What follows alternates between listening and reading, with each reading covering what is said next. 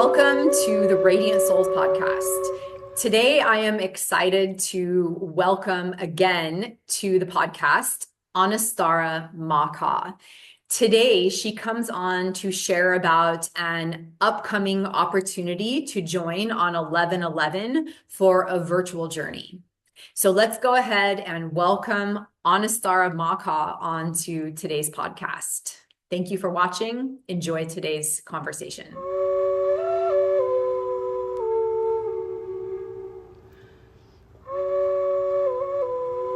Welcome, Anistara Ma Ka. Nice to see you today. Yeah, lovely to see you too. Yeah, and I love all the colors and your background and everything that's going on there. I'm just beautiful scenery. And yeah, so thanks for coming on today and bringing some messages and information and hopefully inspiration and wisdom toward everybody. We're in always, I feel like, in such interesting times. And I wanted to just kind of tap in here in creating space for the frequency of divine love and peace. And I wonder if maybe we can just start with taking our hands to our heart and breathing in that sense of peace and divine love. And breathing out and sending with our out breath that sense of divine love and peace into the ripples that expand in all directions through all timelines and dimensions. Knowing that this is safe, sacred space here today as we engage in this conversation. Is there anything you would like to add to that divine love and peace frequency message? Yeah, I really believe that it comes from within. I like to say you begin within because if we're coming from a loving place of loving ourselves first, then that ripples out and it affects those that are around us. It affects the world. It affects what we're creating in our life. And so when it comes to love and inner peace, it really is an inside job. So how can we find that place of calm, that place of peace within us first? And then it will affect those around us. Mm-hmm. Absolutely, 100% agree with that. Yeah. And the question that you posed, how can we find that space of inner peace and love within us? Oh my goodness. During these chaotic, tumultuous times, right? There's so much happening on the outside, and it's a reminder that what is happening on the inside is the truth.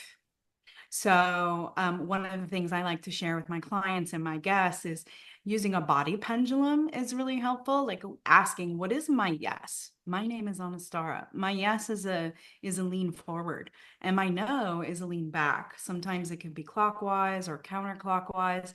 And so when we really tune into our inner knowing and our intuition about any subject matter or anything that's happening on the outside, to really tune into our inner voice, to our higher self, our connection with source, and then we are able to receive the answers that we're meant to have.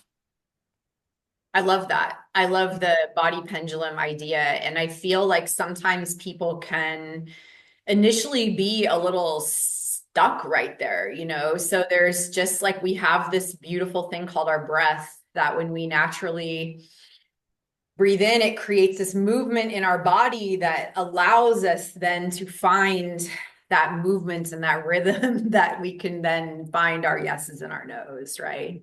Mm-hmm. Just I think in these moments, remembering our breath because it's with us always. And I think so many times we're forgetting that we have access to that simple tool. Let me just start with what is speaking loud to you right now? Like what's just like today, the message, the information, what does Anastara Ma Ka need to say today? I really believe that as a human family, that we are on the precipice of a shift in our consciousness, and more people are waking up. They're waking up to the truth of who they are. We are remembering perhaps pieces of our past lives. I like to say simultaneous lives now instead of past life, because if time is an illusion, it's not linear. And so when we tune into those lifetimes and we have memories, it speaks in the language of the soul through dreams, through symbols, through numbers and shapes and geometries. And that's how the universe speaks to us. And so when we really tune into, okay, there is a lot happening right now. What is mine? Like, what is really mine energetically to hold? And what is mine that I can really surrender and release and let go of and just let it flow through me? You know, our emotions are there for us to feel so that we can heal whatever's coming up. And so, a lot of as we are awakening to who we are, a lot of shadows are coming up, a lot of things to be examined. Some are feeling lost or confused. Perhaps their life just doesn't quite make sense anymore.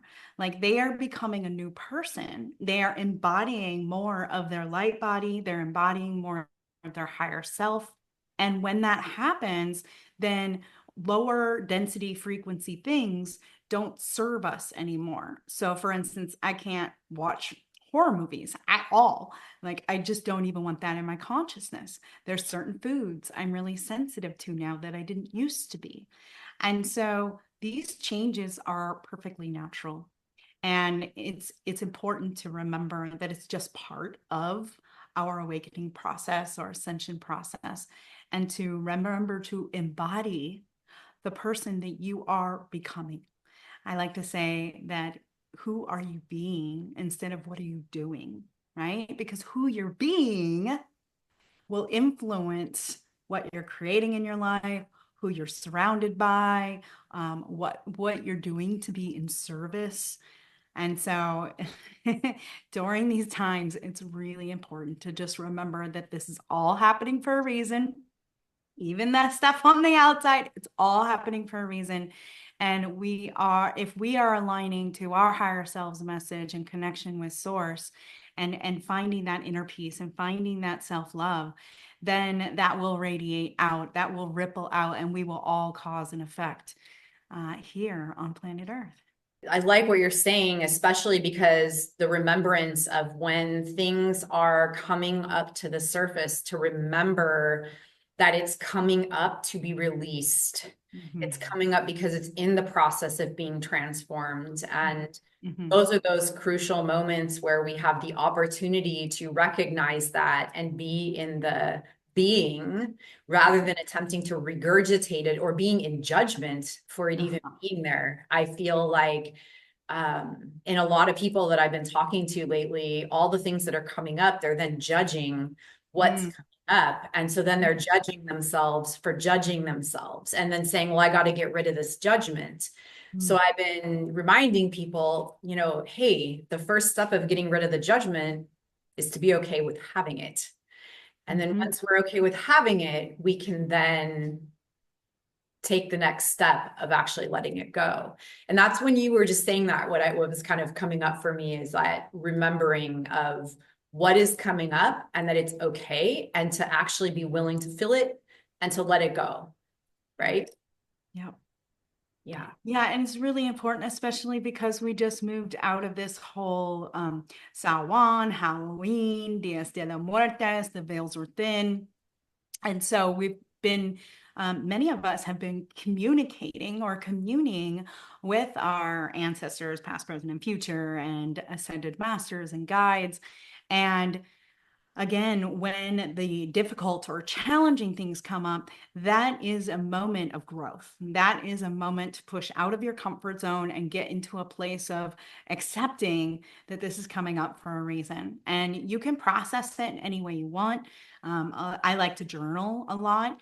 And this is also an opportunity to create some kind of ritual. You can write it down and burn it. You can bury it in the ground. There's like so many different ways that you can process this information, process the emotions, and be in that place of surrender and release. And when it comes to like people or individuals that you have relationships with that are no longer serving, I feel like the cord cutting is kind of, how can I say? It's abrupt, right? Like when we lose something, sometimes our psyche wants to find it again. And so it's about dissolving, letting it to really just dissolve. One of the practices I like to use too is just writing a name and putting it in a bottle of water, or a situation, or, you know, whatever it is that you want to freeze in time and no longer carry with you forward. And you could just put it in a bottle of water, put it in your freezer, and that is a way to release. Yeah, that's a great suggestion. Like the freezing it in time Yeah, with the bottle of the water. And totally. I hadn't thought of that one before. So I like, yeah, really acceptance and acceptance. There is that sort of dissolving, letting go of things and finding that natural rhythm of that natural end, right? That just has its way, right? It's not cutting it short. We might not like it. It might not feel good. And then sometimes we're jumping to the like, I got to figure out the next thing. I got to know, I got to do this. And we're just jumping from one to the next. But there's that place that I feel like we're all in right now, which is this in between space, this like unknown void almost.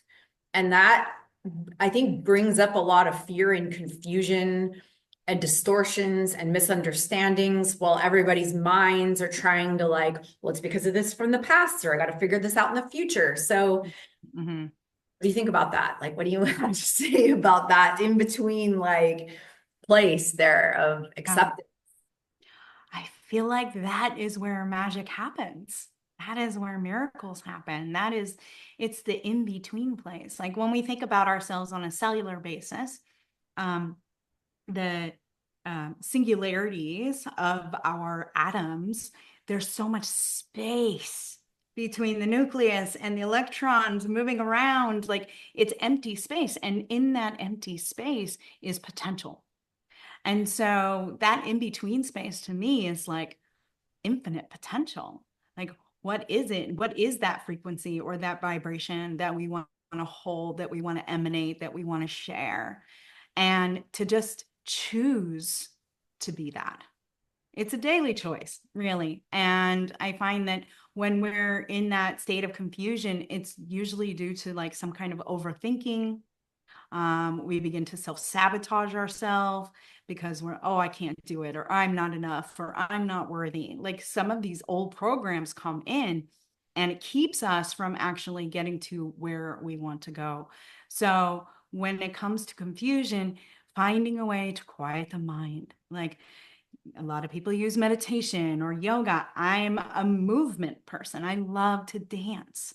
And so utilizing your practices to find that inner quiet, to find that center point, to find that 0 point where you can clear out the clutter, so to speak, and the confusion, and get to a place where you're more aligned with exactly what are my core values? What are my guiding principles? Who am I becoming? And let me take a stand for those things like integrity and accountability and compassion. Mhm. Mhm. And I know that it's not comfortable, right, Mhm. to come into those places. And I mean, like, I'm an idea generator, and so infinite potential is my jam. But like, it can also be the challenge because when I go into those in between spaces and I go into infinite potential, I'm like this and that and this and that. Yeah. And then my mind starts firing. And then I'm like, I have all these amazing ideas, but there's no way anybody could ever create all of those things in one lifetime, right? Or even like probably 10. And so I've got to then learn to like empty that out and let it go and trust that like, what is true within it will express itself through me. And sometimes it asks me to sit in what feels like a very uncomfortable space because I'm letting go of some of those things in order to come into more like simplicity and more clarity and yeah, truth with that. So yeah, resonate with that completely. Yeah, I find that when that happens, you're tapped into the collective consciousness, right? And so you can come up with an invention and then find out later that 10 other people thought of the same thing and somebody actually produced it, right? So not all of it is ours. And that's when discernment comes in, right? It's like, what is in my wheelhouse? What is my zone of genius? And what can I create from my talents and what I'm good at and what I like to do and what I'm passionate about, right? That's when we really start discovering more of what is our purpose. Like, I love hosting events. I love gathering community together. I love witnessing people grow and transform in a beautiful sacred container. And so I have found myself just more and more hosting events, hosting sacred circles, hosting pujas for women, hosting online event for everyone. And that's my wheelhouse. That's where I thrive. That's where I'm excited and passionate and where I lose track of time, really. So, when you're really thinking about you're in that in-between state and you're getting all these messages, okay, I'm going to start discerning and deciphering which one I can hold, like which piece of the puzzle is mine to hold that I'd be really good at doing and love and enjoy doing. Yes, absolutely. Yeah. And it's like coming into that place is that knowing within self, there's this like divine truth and trusting self, trusting the divine within, trusting self as source within. And it's like, and sometimes all that information comes in, right? And I hear people that are like, well, I could do this and I could do that. And they go to all of the things, but they're all other people's dreams and ideas. I'm always reminding people like, okay, all that shines, right, looks amazing. Other people's dreams look really amazing, but then it's like allowing self to come home within self to really find that unique blueprint expression that is the one, and how like you're expressing your art, right? Like how you are sharing, like, supporting and holding events and being present, and is where you lose time and you're really in your space and zone there. Yeah. And do you think that this is what people are waking up to right now? Is everybody's kind of coming into that place of like, I used to value everybody else's visions and wanted to be that person and wear those pants. And now it's like, wait, what's mine? Right? Is that what people are? Yeah, I think that we are all rainbow fractals of the same diamond, right? And if I'm the purple fractal over here and you're the hot pink fractal over here, right? But we're all still creating this beautiful creation that we call life as humanity here on planet Earth. And so it's a matter of again tapping into that inner guidance. Like, it is so important to listen from within instead of outside of us. And again, those practices are just so key right now, especially with all that's happening. So when it comes to purpose, I find that more people are waking up to, I don't like my job. I have a boss that doesn't appreciate who I am.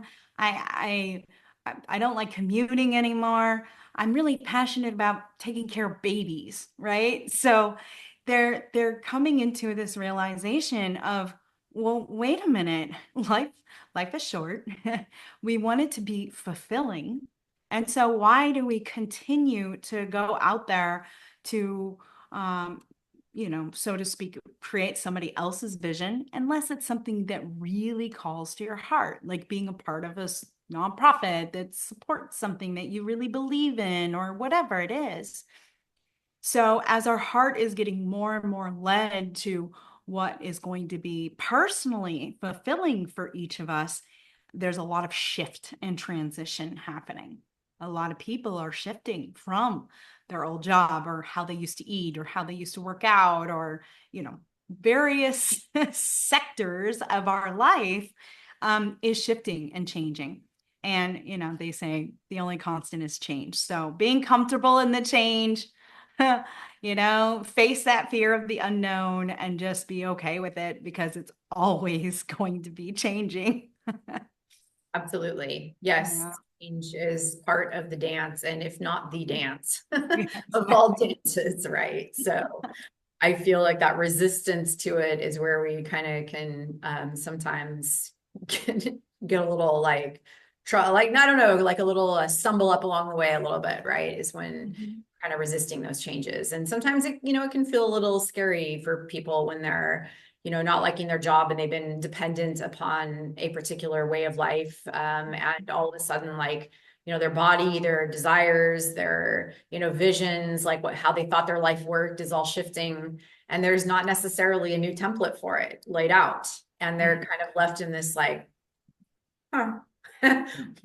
What do we do here exactly? So I know that you currently, like right now, like we are in this transition right now. We've been in this for a while, but we're, in, I don't know if it's the middle or the end or where exactly we are in the cocoon right now, but we're in the soup of it, right? And we're not sure if we're becoming butterflies or moths or what, or how we're coming out of this thing, right? We're floating around in there. Journaling helps, listening into truth, getting present within the self, like you recognizing, remembering that what's coming up is, there to be released and to be, not do. What kind of offerings do you have right now for people that might support them when they're in that state of confusion that is leading to misunderstandings within themselves? Like, Mm. yeah. Mm-hmm. Well, I have several projects in my cauldron right now, but the one that is most present is actually happening next week. My husband and I have been hosting an 11/11 gathering for many, many years now. This will be our 15th annual 11/11 gathering and our fifth as a virtual event. And this year's theme is called Activate Your Soul Codes. And it really is about unlocking your purpose, receiving more clarity so that you can really live on mission and impact the world. And this event is really a journey, a sacred journey. It's 3 hours. It starts at 10 a.m. Pacific and ends at 1 p.m. Pacific on 11/11. And it happens to be on a Monday this year. So normally we do like a whole 3-day camp out here on the land. And this year we're like, okay, we are having the virtual event. We're going to have a watch party here at the house so people can come and participate and have a beautiful potluck and a ceremony afterwards. And the sacred journey really includes an energy dance segment where we're going to be moving a lot of energy with Erica Mers. We're also going to have a guided visualization with Karina Lau, tuning us into that inner knowing, that intuition, so that you can receive clarity. And then we'll be having also a beautiful talk with Michaela Ivy as she speaks about the powerful or the power of positive thought and language and how that actually does create our life and what we are creating. And then Liz Connors is going to talk about how to keep that connection with Source God Creator energy during these chaotic times. And then I'll be sharing an 11/11 activation where I'm going to be sharing a piece of the song that I created in the King's Chamber of the Great Pyramid of Giza. And we'll be able to, at the moment of 11:11 a.m. on 11/11, tune into that vocal transmission. And then we have an Egypt panel where we really dive into how does the ancient wisdom of sacred sites and pyramids allow us to activate our soul codes in our life, carrying us into this new and next chapter of our life. And so that will be with Adam Apollo and Jennifer Ashira Ra and Magdalena Luz and Natalia Price. And then my beloved, one of my best friends, Heather Starr, she is going to be bringing a song and voice activation while I play the singing bowls. So the whole experience is curated and created for us to go on a journey of the soul together. And I'm really excited about it because I really feel like the people who are coming to this container are meant to be there. They are our 11/11er tribe, our star family, those light workers and awakening souls who just want a little bit of guidance right now as we're navigating these uncertain times. Yeah, that sounds like an amazing event. And I love that you're doing it part virtually as well. Yeah. And I think that there's, like, I was just talking to somebody today about the opportunities available for doing things virtually and how we can reach people and make connections that way. And Mhm. how accessible it is for people. There's nothing that takes away from being in real life, Of right? course. Yeah. Yet there are worlds that we can create and ways that we can kind of tap in and make connections. And I love how you've woven all the parts together to give somebody a very complete experience Hmm. for this activation that you're doing on this day for the soul codes. And Yeah. Yeah, thank you. Yeah, 11/11, we kind of feel like has become a spiritual holiday. It really has become a global phenomenon. There's always so much happening on 11/11. And the number 11/11 actually is a master number or an angelic number, and it means spiritually awakening or enlightenment. And so, really, it is about taking that particular portal day and utilizing it with intention, being in some kind of sacred ceremony, even if you're just by yourself out in nature with your feet on the ground, journaling. It is a powerful portal day. So anything that we think, say, or do gets magnified or amplified. And we have noticed through our 15 years of hosting 11/11 gatherings that whatever it is that you are setting your intention, whatever your prayer is for that day, that it actually happens. Like miraculous things have happened. I've seen an injured friend not be injured anymore, or a friend want their beloved and they found their partner and got married the next year. My husband and I bought our home and it called in our child. Like 11/11 is a potent moment in time for you to really anchor the prayers that you have. yep, I second that as well.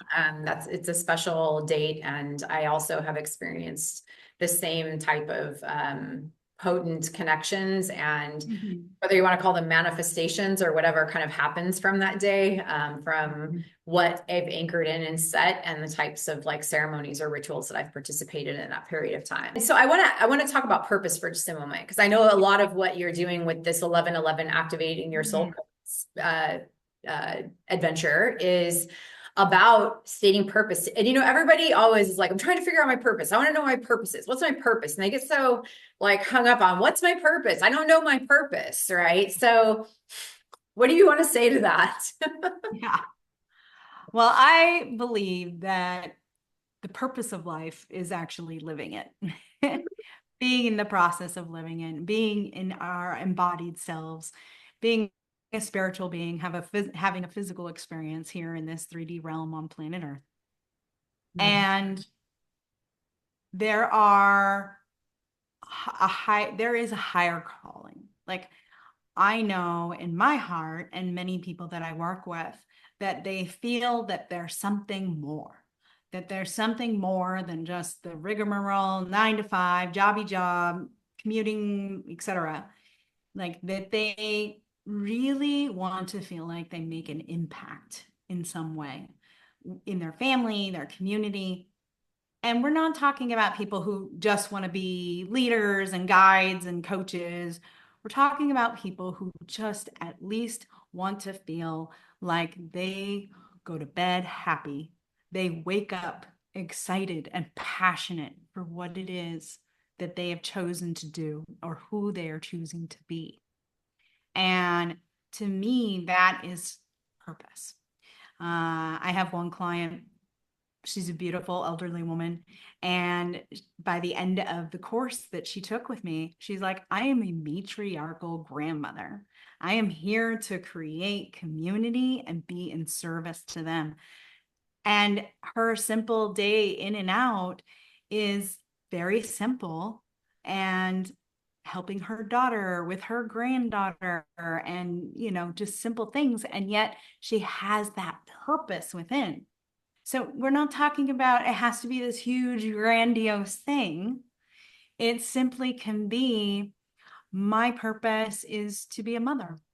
I've always wanted to be a mother. And now that I am a mother, one of my life purposes is being fulfilled through having the experience of motherhood, witnessing my child growing, assisting him in becoming who he is meant to be, and allowing him to dabble in this project and dabble in this project and dabble in this thing until he finds out what he likes and what he's passionate about.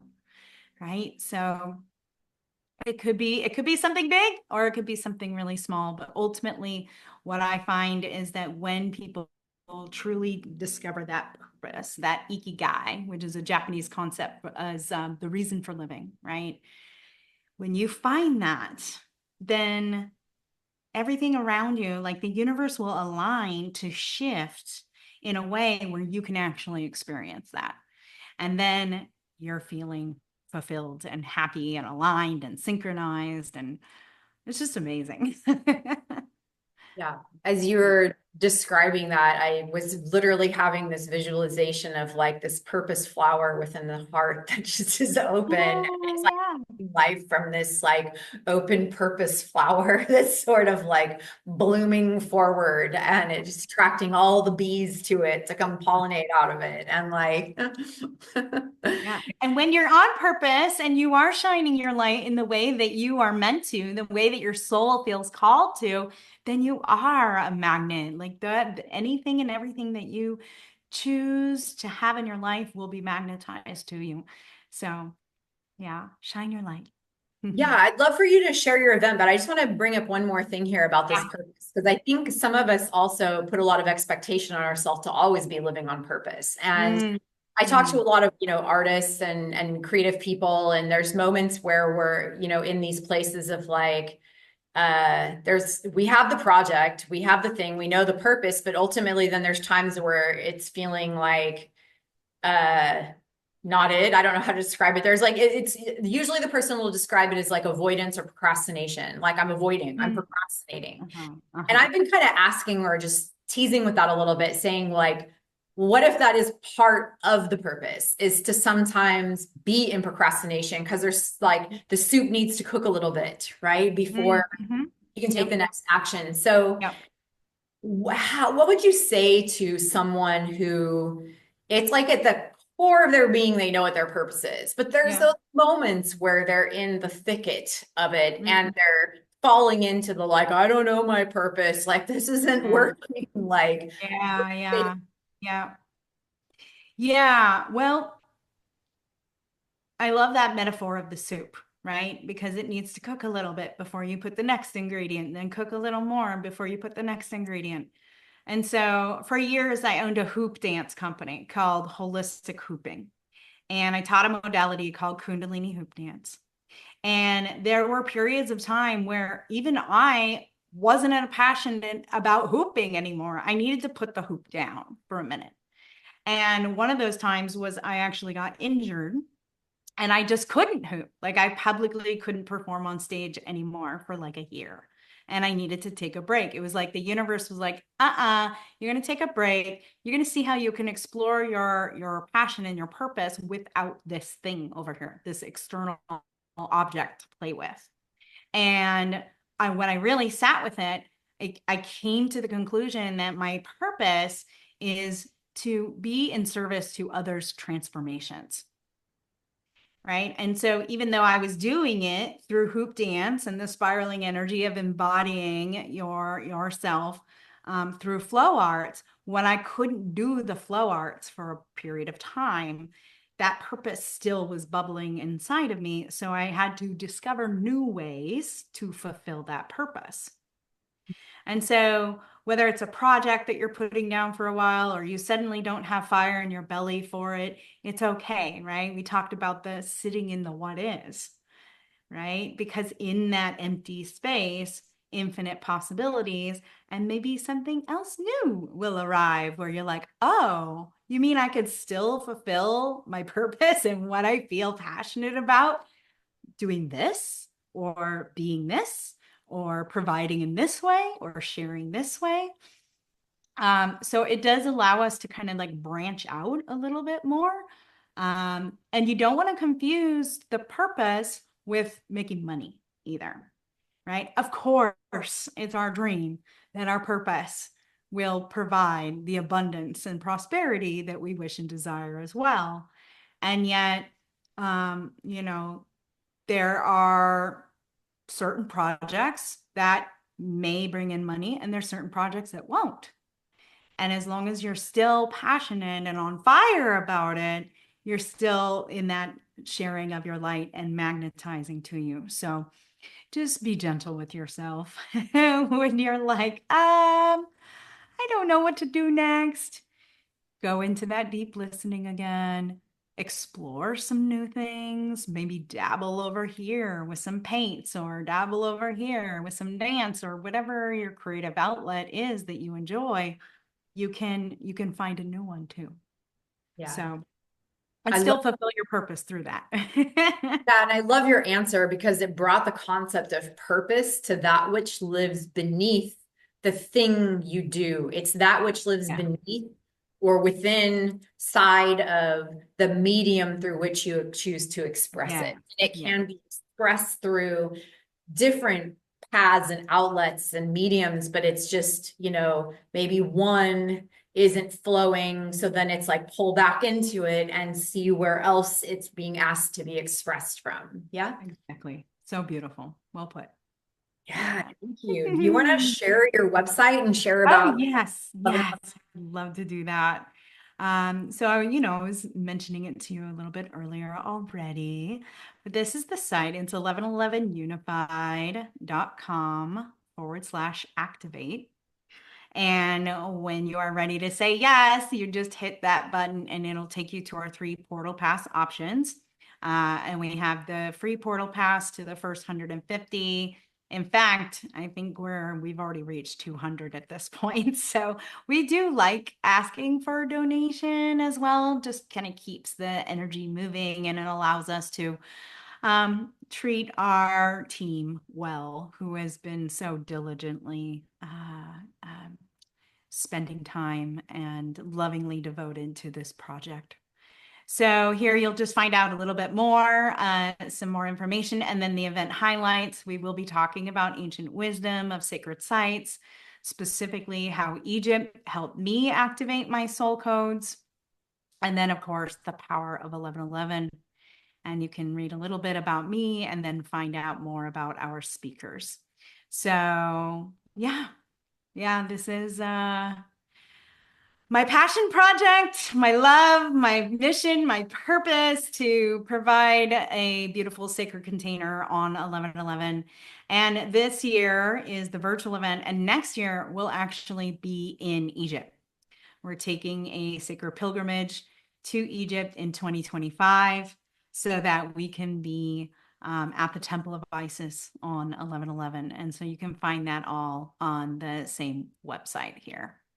So, Excellent. yeah. Yeah. So people can join in the virtual this year and then connect in and go to Egypt in the following year, sort of like setting that intention forward.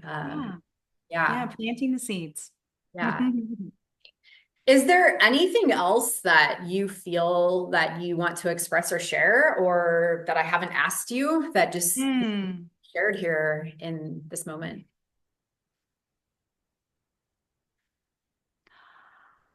I invite you to have intention with every morning and every evening before you go to bed. Like, what is it that you do? Is there a morning practice that you do? Is there an evening practice that you do? And even if you aren't somebody who has the time to get up and meditate for a half an hour at the beginning of the day, something as simple as before you even get out of bed, you could place your hand on your heart and create some kind of mantra or statement. One of mine that I like to say each morning is I am a multidimensional being of light here in service to humanity's awakening and our planetary ascension. Show me the signs and synchronicities that I am meant to have today so that I can have my path led from on high.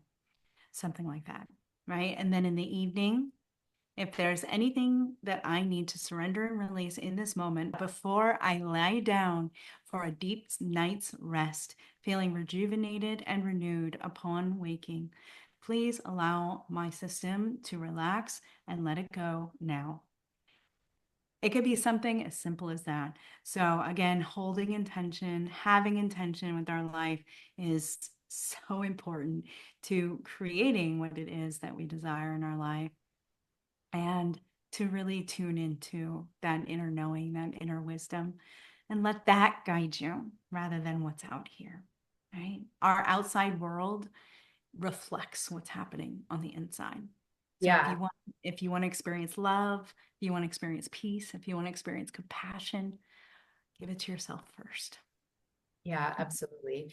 I love the invitation for people to set an intention in the, like before they go to bed and when they wake up, kind of, because when we go to sleep, we surrender into that sort of creative flow in essence, and allowing, and our bodies, our experiences, our beings can be programmed in those moments. So when we, clean out and set intention before going to sleep and then call it back in upon waking, it really does create a potent space for us to live and breathe in and be in. That's when the soul speaks loudest to us as well, right? That's when spirit, source, our guides, and it's that in-between space that we were talking about. It's like in between going to sleep and waking up. And that state right there is where we receive a lot of our messages. So being aware of that, and actually being open and receptive to those messages at that time is invaluable. Yes, absolutely. And just kind of one last thing is on what you're just saying. So many people lately have been telling me, hey, I wake up every night at 3 o'clock in the morning. And then they're frustrated because they're like, I'm waking up. And I'm just kind of like, okay, well, what's the message you're receiving? Because Exactly. like it's like you're not getting it the other times, maybe because there's blockages or whatnot. So you're surrendering into the flow and then waking up. So it's, what would you say to that person that is waking up at 3 o'clock in the morning from their sleep? Yeah, it happens a lot for me. Also for my son. He's such a little star child. This is when the field is clear. This is when there isn't the cell phone and the TV and then all the things, right? And so this is when spirit, this is when source, God, creator, whatever you want to put the name to, that's when you're listening. That's when it's speaking to you and through you. And so pay attention to the thoughts, the symbols, the colors, the images that you're receiving. I tend to pick up my journal and write if I don't even want to open my eyes, because as soon as I open my eyes and I'm in this physical world, sometimes I'll lose what it is that I'm hearing or listening or seeing. And so I can quickly grab my phone, run to Otter, Otter, hit record, and I just vocalize what's going on. And I'm remembering a dream or a simultaneous life incident. And through that, basically, Otter will not only record your voice, but it will transcribe it for you. So it'll be written. And then you have that later to work with. Whether it's a project or an email or whatever you want. So I find that those are the most important times to listen, to deeply listen. And I have one sister, she intentionally wakes up at 4 a.m. every day and goes into her meditation because that's when she's a clear channel. Yeah. Yeah. And then give yourself a nap the next day if you need it. Right. Yes. Yeah. Absolutely. Well, yeah. So thank you so much for sharing about the 1111 Activate Your Soul Codes event. Are you calling it an event? Is that the proper word? This year we're calling it a sacred virtual journey. Sacred Virtual Journey. Okay. Yeah, because it's not just a virtual experience, it's not just a Zoom call with a bunch of boxes talking at you. We are going to dance. We are going to open our voice and sing together. We are going to have interactive experiences. Yeah. So anybody watching, please join the 1111 Activate Your Soul Codes Sacred Journey. And thank you so much for coming on and sharing. And Yeah. Thank you for the opportunity. I really appreciate it. And you can go to the website 1111unified.com/activate. And I hope to see you there. excellent. Yes. Thank you.